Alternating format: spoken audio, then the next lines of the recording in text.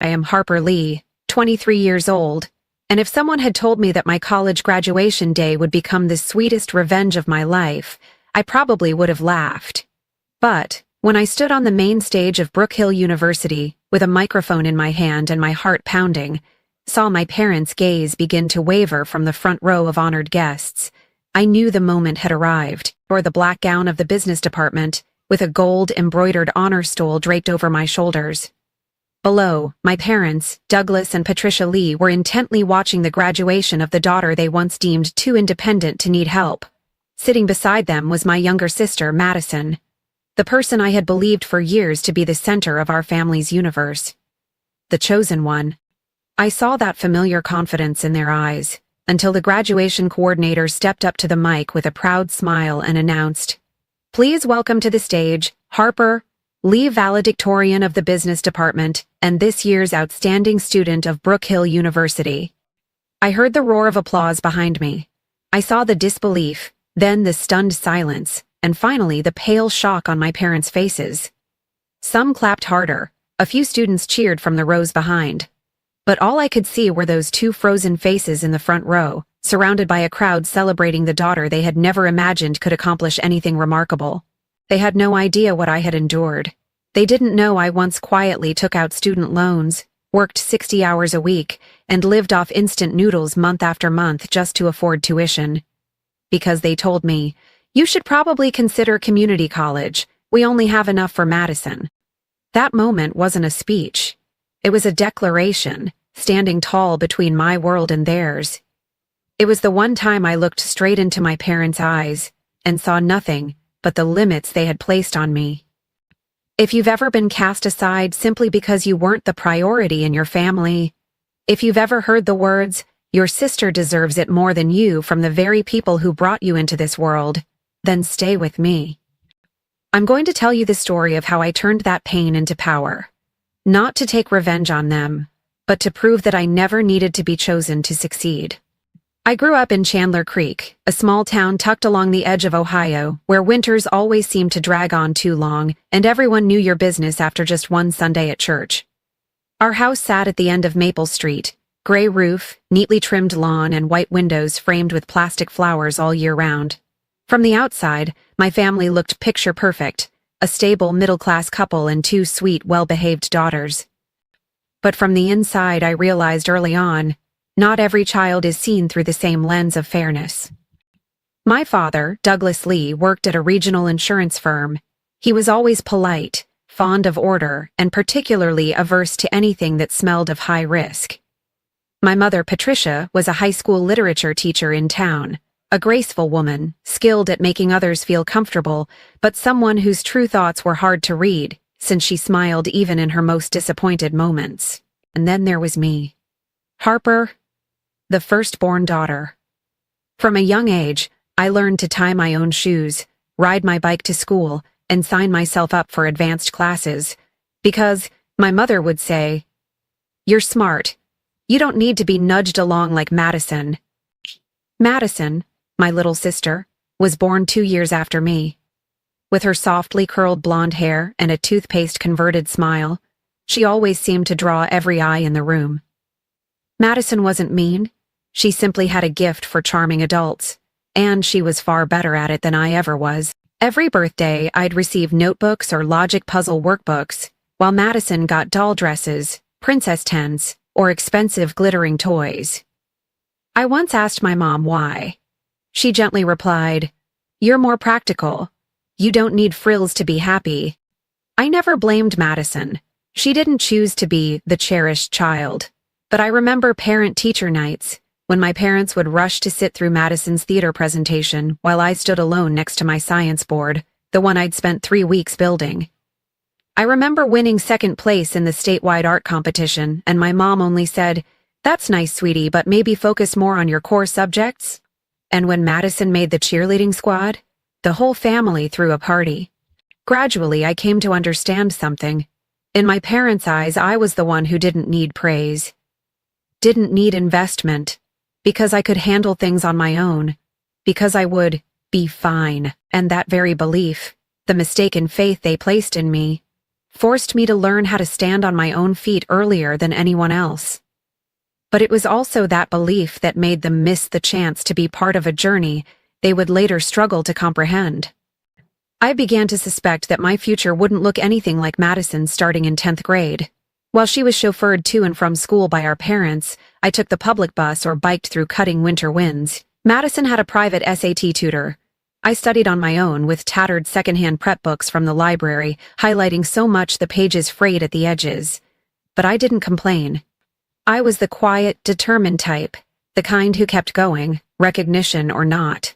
I joined the junior business club, won first place in a regional financial planning competition in 11th grade, and made it to the state finals at just 17. And Madison? She cheered on the sidelines, led the prom committee, and was featured in the school newsletter for inspiring campus fashion. My parents stuck that photo on the fridge like a trophy. Still, I tried to believe that being treated differently didn't mean they didn't love me. I thought that if I achieved enough, shone bright enough, they'd eventually see it and feel proud. I thought, one day, it would be my turn to be chosen. In senior year, Madison skipped a grade, suddenly placing her in my same class. That meant we'd graduate together, and, more importantly, we'd be applying to colleges at the same time. Still remember, the night I got my acceptance letter from Brook Hill University, my dream school, home to one of the top business programs in the state. I couldn't contain my joy. I rushed into the living room, crimson envelope in hand, my face flushed with happiness. I got in Brook Hill, business major, I shouted, my heart thundering in my chest. Dad glanced up from his newspaper. That's good, honey. Mom gave a faint smile. That's great. But, have you had dinner yet? A few minutes later, Madison burst through the front door like a gust of wind. I got in too. Brook Hill, political communications major. I'm thinking of minoring in psychology. Immediately, my mom dropped her spoon and rushed to hug Madison. Oh my goodness. I knew you could do it. My dad stood up, pulled out a chair for Madison to sit. That entire evening, our house was filled with laughter, but not because of me. I became the blurry backdrop to the very dream I had chased for 3 years. I didn't complain. I just stayed silent. But I thought to myself, they'll be fair when it comes to paying tuition. Wrong. 2 weeks later, during a rare dinner with all 4 of us at the table, my dad spoke in a serious tone. We need to discuss college finances. I sat up straight, hands gently clasped under the table. My dad turned to Madison. We've been saving since you were little. Brook Hill isn't cheap, but you won't have to worry. Everything will be covered. You can focus entirely on your studies. Madison beamed, nodding brightly, while I waited for my turn. But no one turned to me. I spoke up softly. And what about me? The silence that followed was unnerving. Mom looked at Dad. Dad stared at his plate. Finally, my father said, Harper, you know our financial situation isn't very flexible. We only have enough to support one of you. And to be honest, Madison has always shown a clear, consistent direction. You've often explored different things, changed paths. Investing in Madison makes more sense. I thought I misheard. Mom laid her hand on mine, as gently as pity. You're strong, Harper. You can manage. You've always been independent, haven't you? You'll be fine. I forced a smile, an empty one. In my head, a cold metallic clang echoed, Madison will give a better return on investment. I didn't cry. I didn't run away. I just picked up another piece of vegetable, chewed slowly, and listened to the sound of my heart quietly shattering into pieces. Because nothing hurts more than realizing the people closest to you, the ones who once held your hands as you learned to walk, are the first to choose not to walk beside you into the future. That night, after clearing the dishes and pretending nothing had happened, I quietly slipped into my room, closed the door softly, and broke down. I cried like I'd never cried before, not because there was no money for school, but because for the first time in my life I saw with absolute clarity that I was the one they chose to leave behind. Not by accident, deliberately, clearly, coldly. I curled up in the corner of my bed, the the dim yellow light of my desk lamp casting shadows on the white wall where I had once taped pictures of Brook Hill and scribbled, "Believe in yourself" in thick marker. They stared back at me like a cruel joke. Believe in yourself? When the very people who gave you life don't even believe in you? Should stay in that house another night? I shoved a few clothes into my backpack, grabbed my car keys, and drove straight to the little wooden house by the lake where Grandma Edith had lived alone since Grandpa passed. It was late. I hadn't called ahead, but she opened the door as if she had been expecting me. Her eyes didn't question, didn't judge, just held the kindest kind of knowing. "Come here, my girl," she said, holding out her arms. I collapsed into them like an 8-year-old, sobbing into her worn wool robe. In that moment, I stopped pretending to be strong. I was just a granddaughter who had been weighed against her sister and lost. I told her everything, every word, every sentence I had swallowed. She listened without interrupting, only nodding occasionally or giving my hand a soft squeeze, like she was passing strength through her silence.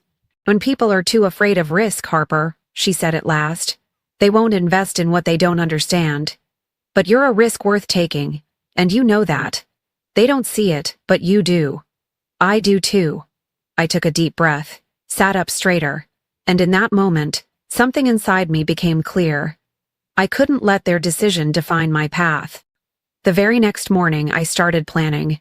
If they wouldn't help me go to Brook Hill, I would make it happen myself. I reapplied for every scholarship I could, yes, even the ones that had already rejected me.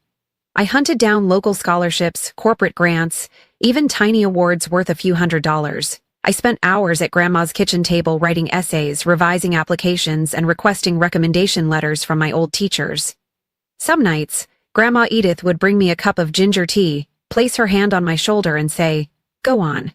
I don't have money, but I have a signature," and she meant it. She signed the student loan application with me. No hesitation. With a patchwork of small scholarships, a modest loan, and sheer refusal to back down, I scraped together enough for my first semester at Brook Hill. But there was nothing left for housing. I posted roommate ads, filtered through hundreds of listings, and finally found a tiny apartment a 40-minute walk from campus, shared with 3 strangers. The walls were peeling, the outlets sparked. The kitchen was coated in layers of grease from who knows when. But it was cheap, and I had no other option. While Madison got a brand new laptop, premium rolling luggage, and pastel bed sheets perfectly curated for Instagram, I packed my belongings into supermarket cardboard boxes. Grandma Edith helped me seal them with brown tape, then pressed an old notebook into my hands. On the first page, in faded blue ink, she had written, "Rewrite your life if no one else will write it for you." On move-in day, Madison posted check-in photos from her luxury dorm, selfies with Mom in a vintage cafe near campus. And me? I drove my beat-up car, praying the engine wouldn't die mid-trip.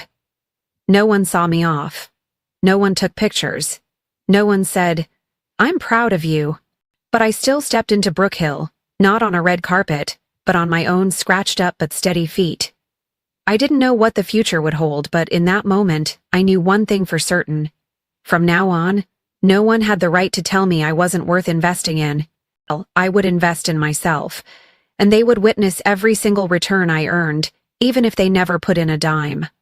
Freshman year began like an unannounced storm. No gentle orientation week, no soft landing. For me, every day was a breathless sprint on a tightly packed schedule.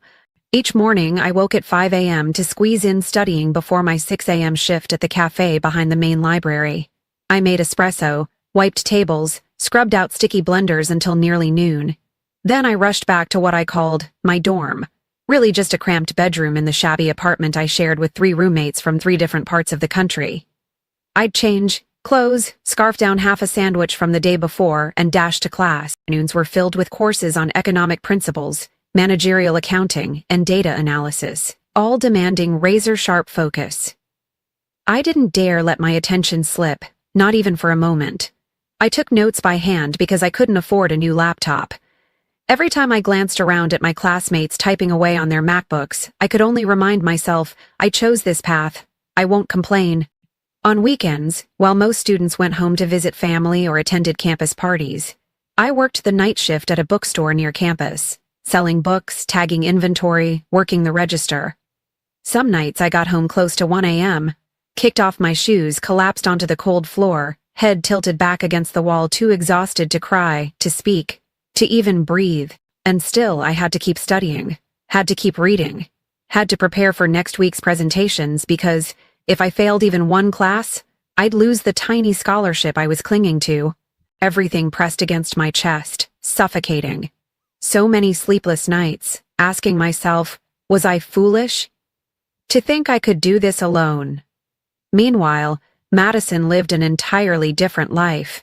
At the same university, saw her world through social media. Gorgeous snapshots of a dorm that looked like a boutique hotel, sorority parties, spring seminars at Yale. She wore new ball gowns, dined at Italian restaurants, and got a birthday plane ticket to Florida. And me? I repacked my leftovers in plastic containers and calculated whether I had enough money left to buy toilet paper. I began slipping into a sense of detachment, as if I were living in a dim, grayscale version of the university, while Madison thrived in the Technicolor one. My apartment had leaky pipes, damp walls, and a hallway light that flickered more often than it stayed on. One of my 3 roommates, Nina, noticed I often survived on instant noodles and dry toast. She didn't say much, just one evening, left a box of rice in the fridge with a note. Extra. Don't hesitate. Over time, Nina became the one person I truly talked to. She was a sociology major who cooked dinner every night and always set aside a portion for me. When I was too tired to write a paper, she brewed me ginger tea.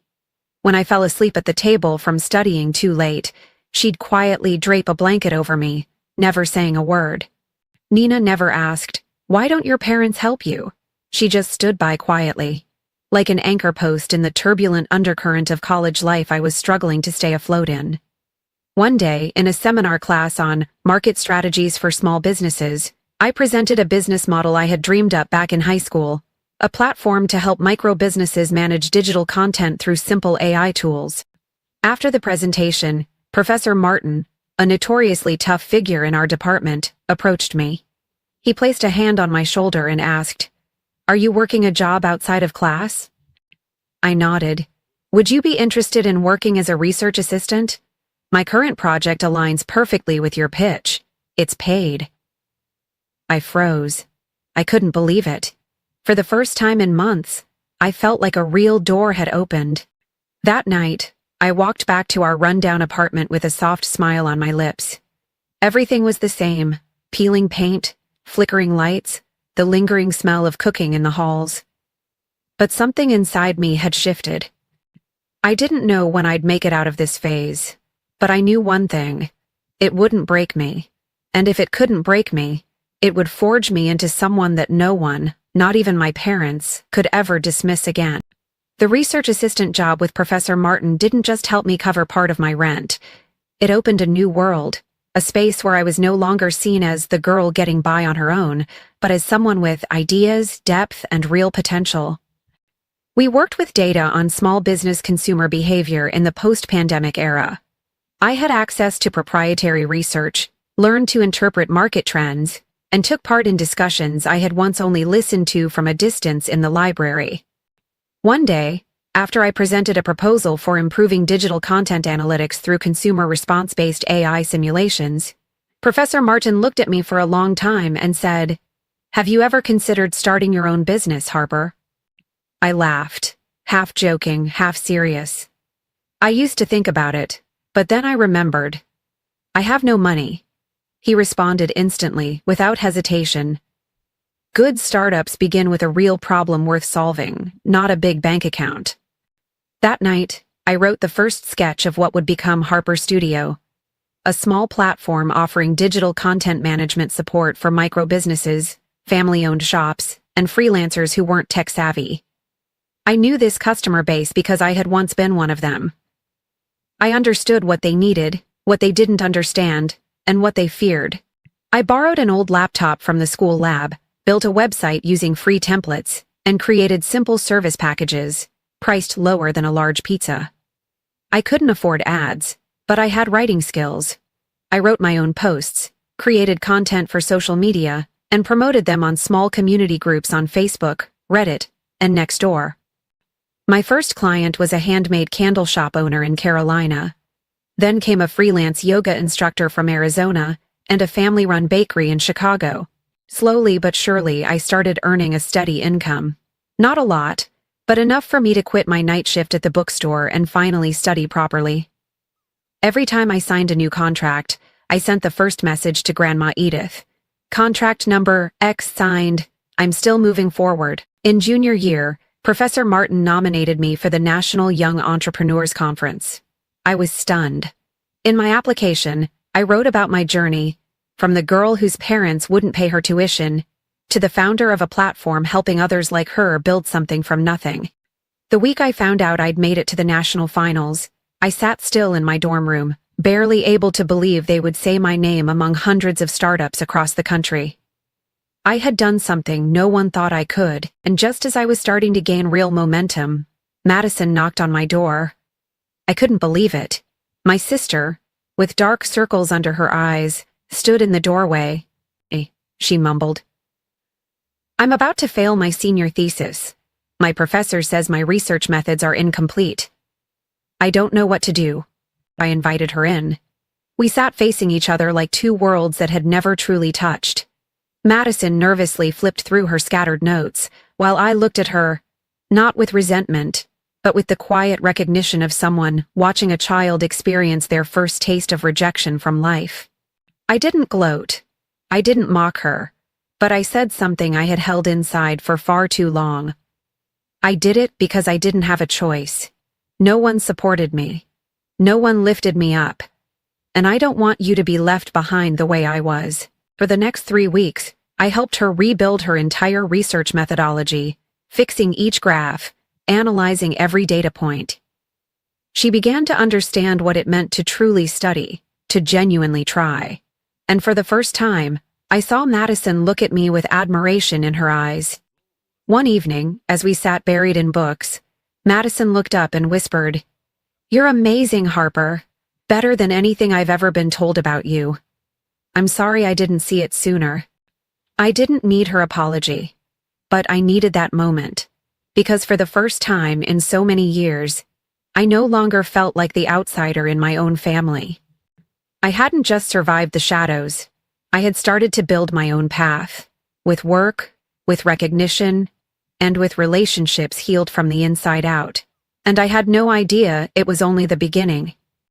Graduation took place on a clear morning in early May, the sky high and cloudless, the early summer sun gently warm, the ceremonial horns sounding in rhythms that made my heart beat faster. I stepped out of my old apartment with my hair neatly tied, the black gown draped over a simple but polished dress. On my shoulders hung the gold-embroidered honor stole, and around my neck, the silver necklace Grandma Edith had given me, engraved with the words, "You are your own best investment." The main gates of Brookhill University were packed. Parents, students, bouquets of bright flowers, and cameras flashing non-stop. I paused for a moment beneath the row of redwood trees, gazing up at the administrative building, once the place I had rushed to so many times, pleading for tuition extensions, submitting emergency loan forms, applying for urgent scholarships. Today I walked into that place not to beg, but to emerge as someone who had made it through it all. In the student assembly area, Madison ran up and hugged me tightly. She wore the purple gown of the political science department, her face glowing with excitement. "We're graduating together," she squealed like a child, then tilted her head and looked at me. "You're, honestly, the person I'm most proud of today." I smiled. Not the bitter smile I used to wear, but a calm, quiet one. The kind that comes from knowing you've walked the right path, even when no one laid it out for you. We entered the ceremony hall to the sound of pomp and circumstance, rows of seats perfectly lined up by department. I sat among the business majors, where eyes kept glancing my way with a strange sense of anticipation. On stage, the chancellor opened with a speech about resilience and self-relevance. She emphasized, "There are students here today who didn't just pass exams, but overcame doubt, from society, from circumstance, and sometimes from their own families. I knew exactly who she was talking about. When my name was called during the diploma presentation, I walked up to the stage with steady steps. Applause broke out across the stands. I looked down at the front row, where my parents sat alongside Madison and Grandma Edith. Our eyes met. My father, the one who once told me I should consider community college, was staring at me, mouth slightly open, as if trying to form the words, "What is happening?" My mother clenched her hands tightly, her lips pressed together. She hadn't seen this coming. Neither of them had. Right after the degrees were handed out, the ceremony's MC smiled and raised his voice. "Now, please welcome this year's outstanding student, our valedictorian of the business department, winner of the National Innovation Award, and founder of a startup that has helped over 300 small businesses across the United States to deliver the commencement speech. Please welcome Harper Lee." The applause erupted. Someone whistled. A few people stood up. I walked to the podium, my hand slightly trembling, but my eyes clear and steady. I looked straight into the crowd. 4 years ago, I began. I arrived at Brook Hill with nothing but an old suitcase, a few small scholarships, and a fierce determination not to let anyone decide whether I was worthy or not. No one invested in me.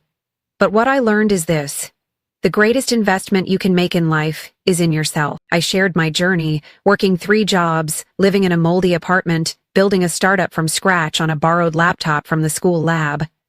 I didn't name names, but I said, "I know what it feels like to be left out of the future plans, because someone decided you didn't have enough potential."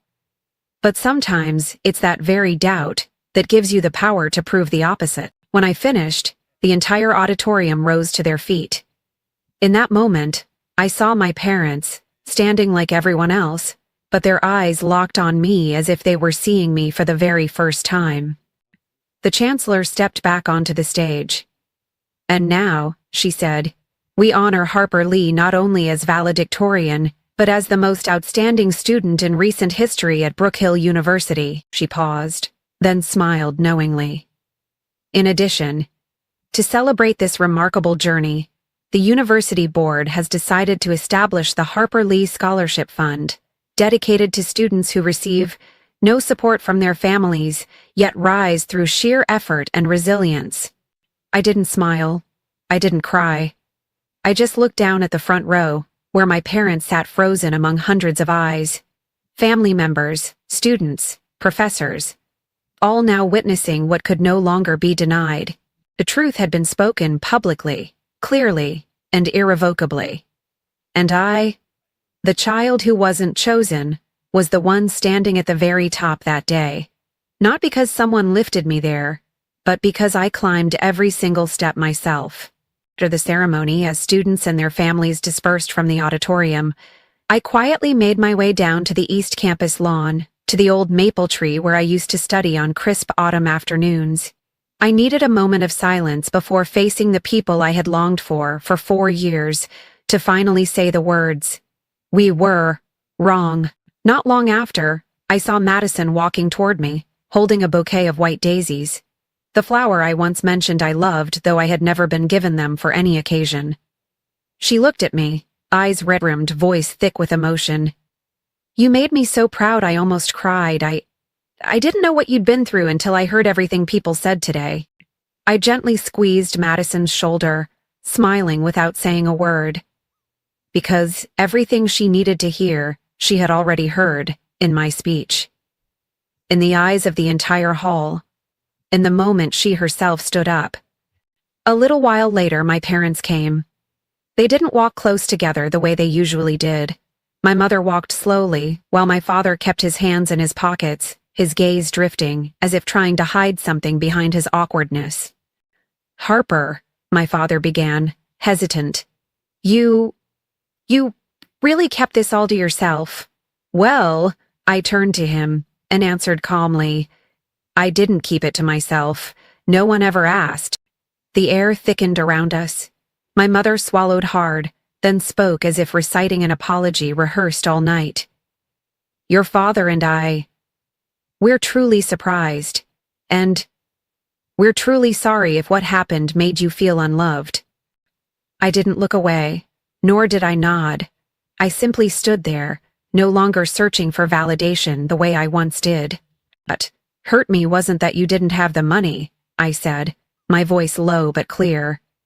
It was that when there was only one chance, you didn't hesitate to choose someone else. Not because she was more talented, but because I didn't fit into your idea of who was worth investing in. Madison tightened her grip on the bouquet, her eyes shifting to my mother. Everything that happened today is the truth, and you can't keep denying it anymore. My mother turned away, her eyes rimmed with red. She let out a long breath and quietly said, "You're so strong, Harper. Maybe that's why I thought you didn't need me." I looked at her, not with anger, but without softness either. Being strong doesn't mean not needing love. It just means I learned how to live without it, and that shouldn't have been a reason to be left behind. I didn't get the chance to say more, because behind us, Grandma Edith's voice rang out, steady and resolute as always. "Harper doesn't need belated validation," she said, stepping between me and my parents. "She has gone farther than either of you ever imagined, and the saddest part is, you missed that journey because you were too afraid she might fail." She turned to me, her gaze soft and unwavering. "You don't need anyone to clap anymore, sweetheart. You already have a world that finally sees you." I smiled, eyes stinging. In that moment, I realized I didn't need them to apologize for the past. I just needed them to acknowledge the present. That I had done it without ever being their chosen one. Madison turned to her parents. "From now on, if anyone asks who I admire most, I'll say it's my sister Harper. Not because she's successful, but because she didn't fall apart, even when her own family left her behind." Those words cut quietly, but deeply. My father lowered his eyes. He said nothing more. My mother placed a hand on my shoulder, gave it a light squeeze, then let go, as if realizing she no longer had the right to hold on. I didn't push them away, but I didn't step closer either. I had learned to stand on my own, to know my worth without anyone else's approval. And today, when the entire auditorium stood to applaud me, I knew it wasn't just recognition. It was a testament to every person who's ever been cast aside, that you can go farther than anyone ever expected, even when you started from the place no one ever wanted to stand. A week after graduation, I left Chandler Creek. There was no farewell party, no good luck wishes from my parents. I simply left them a small envelope, handwritten in the same neat script I had used for every paper over the past 4 years. I'm not angry anymore, but I also can't go back to being the daughter who has to prove every single day that she's worthy. I'm leaving to live a life that's mine, where I'm not anyone's shadow. I arrived in Seattle with a small suitcase, a formal job offer from Stone and Rivers Consulting, and a heart that felt weightless. My new apartment sat on the 6th floor of a building near downtown. It had a west-facing balcony where the sunsets painted the sky red on days I stayed late at work. I planted a few small pots, placed a second-hand wooden desk I bought from another graduating student. On it, I set a photo from graduating day, me standing between Madison and Grandma Edith, all three of us beaming. No parents in the picture, and still, I felt whole. One afternoon, as golden light poured through the window, I opened a small box Grandma Edith had sent with my final shipment of belongings. Inside was a handwritten letter and a new silver necklace. This time, the engraving read, "Your worth doesn't come from approval. It comes from the unwavering belief in your own heart." I had carried that belief through everything. A few months later, the company I had built, Harper Studio, was approached by a nonprofit focused on education. They wanted to partner in training digital skills for single mothers and low-income students. I said yes immediately, because I had been one of them. Because I knew how a single open door could change a life, if someone was willing to unlock it. Used the prize money from the startup competition to establish the Harper Lee Resilience Fund, a scholarship for students without financial support from family. No GPA requirement, only their story and their effort. I wanted someone, somewhere, at some university, to open a scholarship email and not cry because they felt alone. At the fund's launch ceremony, I said, "Some people will only see you when you succeed. But there are others who believe in you even before you begin. We don't get to choose who our parents are, but we can choose who helps us redefine what family truly means. My parents came to the ceremony.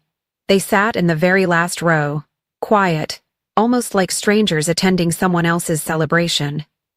When it ended, my mother approached and handed me an envelope. Inside, there was only one line: "You were wrong. You've deserved to be celebrated for a long time." I folded the letter. I didn't respond. But I didn't throw it away either. Because forgiveness isn't forgetting. It's choosing not to let the pain define you any longer. Madison went on to work for a nonprofit focused on educational equity. She once told me, I was the person who made her realize that privilege isn't meant to be enjoyed, it's meant to be shared. And me?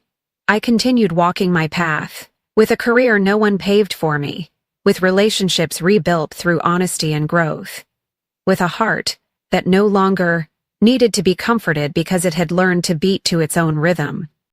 I often stand on my balcony, watching the city light up, thinking back to that first day I stepped onto Brook Hill's campus, with nothing but an old backpack and a determination no one else could see.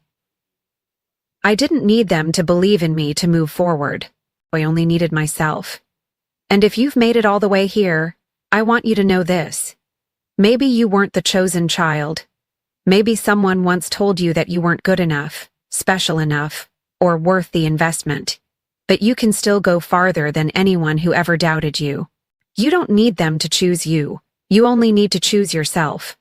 Share your story in the comments if you've ever been left behind but rose on your own. And if you believe in the power of your own voice, don't forget to like, subscribe, and pass this message on. Because out there, countless other Harpers are still waiting to be seen.